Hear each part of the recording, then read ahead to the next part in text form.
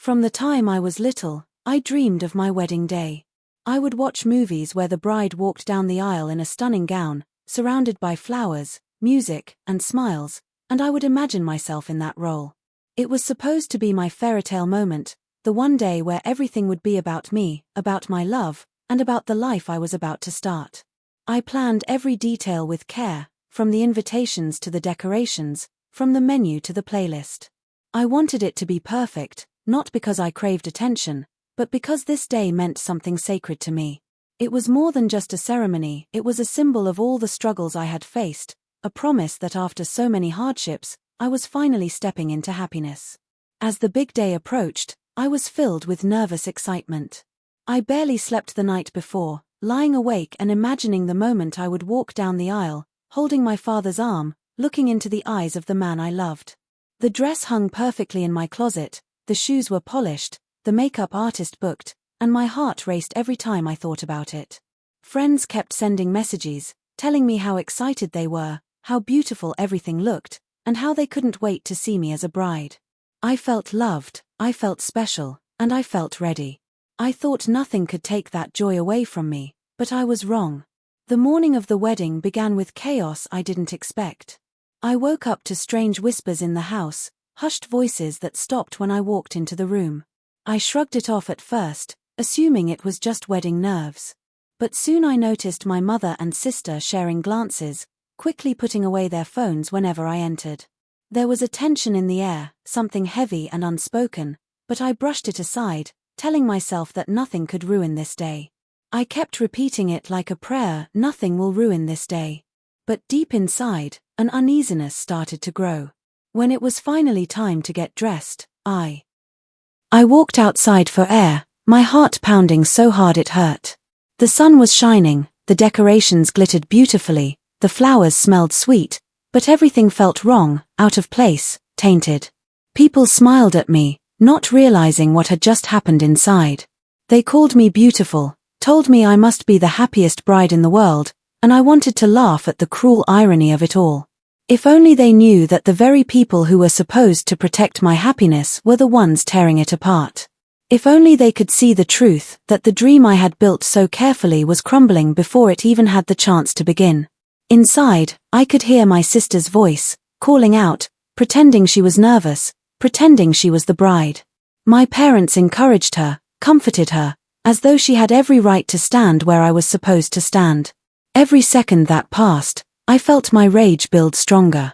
I thought of all the years I had sacrificed, the ways I had been the good daughter, the times I had stayed quiet to keep peace, the countless moments where I allowed her to shine while I stepped back.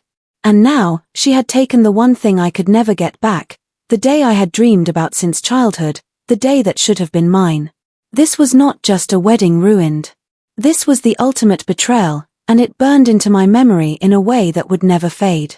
Family is supposed to be the first place where love is unconditional, where safety is guaranteed, where loyalty is unshakable. Growing up, I believed in that idea with all my heart. I believed that no matter what happened, no matter how the world treated me, my family would be the one constant. The truth settled into me like a weight on my chest, crushing and suffocating, and I knew from that moment on I could never see them the same way again. It started with the helplessness. I remember turning from my sister's mocking smile to my parents, my eyes begging for recognition, for just one word of support. My lips formed the questions, why? How could you let this happen? Don't you care about me? But their eyes slid away, their mouths stayed closed, and the room fell into an awful, heavy silence that told me everything I needed to know. I wasn't their priority. I wasn't their choice. In their eyes, I had always been second to her, and now, in the most important moment of my life, they had chosen her again. It was then that the isolation began to creep in, fault.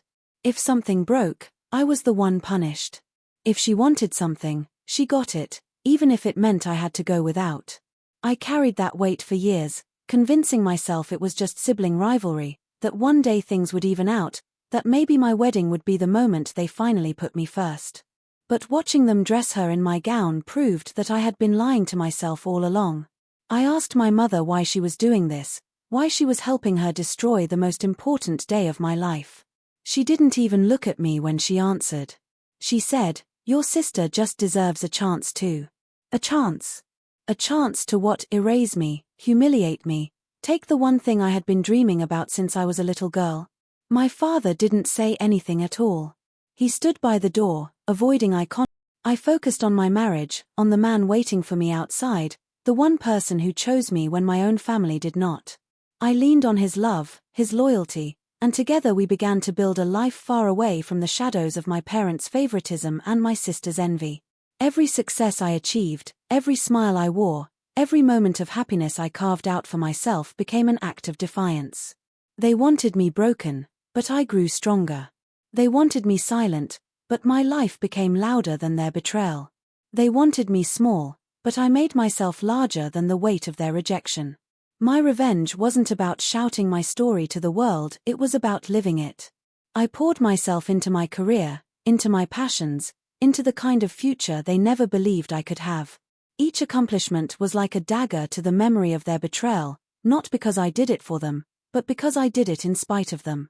My success became the mirror I held up to them, reflecting back their cruelty, showing them what they had lost. They could have stood by me, they could have shared in my joy, they could have been part of the story I was writing. But instead, they chose betrayal, and in doing so, they wrote themselves out of my life. Over time, I learned that the sweetest revenge wasn't revenge herself into the center of attention. But this was different. This was bigger. This was the ultimate stage, and she couldn't bear to watch me step onto it. So she decided to take it for herself, to live out my dream while turning it into my nightmare. What made it worse was seeing how my parents enabled it. Instead of pulling her back, instead of telling her to stop, they joined in her performance. My mother adjusted the veil, my father stayed silent, and their approval gave her the confidence to go even further. Her jealousy didn't exist in a vacuum, it was fed, nurtured, and protected by the people who should have stopped it long ago. She knew she could get away with it because she always had. She knew they would let her steal, let her hurt me, let her turn my moment into hers, because they always let her win, no matter the cost. And that gave her power, the kind of power that made her dangerous. Standing there, watching her, I saw her for who she really was. Not a sister, not a rival, but someone whose envy had twisted her into something unrecognizable. She wasn't wearing that dress because she loved it, she was wearing it because she wanted to erase me from my own story. Her jealousy had unmasked her, revealing the bitterness she had carried for years. And in that moment, I understood something painful but undeniable. This wasn't just about a wedding. This was about every time she had looked at me and thought, why her and not me? This was about a lifetime of jealousy that had finally reached its breaking point, and I was the one. I realized then that her jealousy had been building toward this moment all along. She had always compared herself to me, even in the smallest ways. If I got good grades, she had to get better ones. If I bought a new dress, she had to outshine it with something flashier. If I had friends over, she had to find a way to insert herself into the center of attention. But this was different. This was bigger. This was the ultimate stage, and she couldn't bear to watch me step onto it. So she decided to take it for herself, to live out my dream while turning it into my nightmare. What made it worse was seeing how my parents enabled it. Instead of pulling her back, instead of telling her to stop, they joined in her performance. My mother adjusted the veil, my father stayed silent, and their approval gave her the confidence to go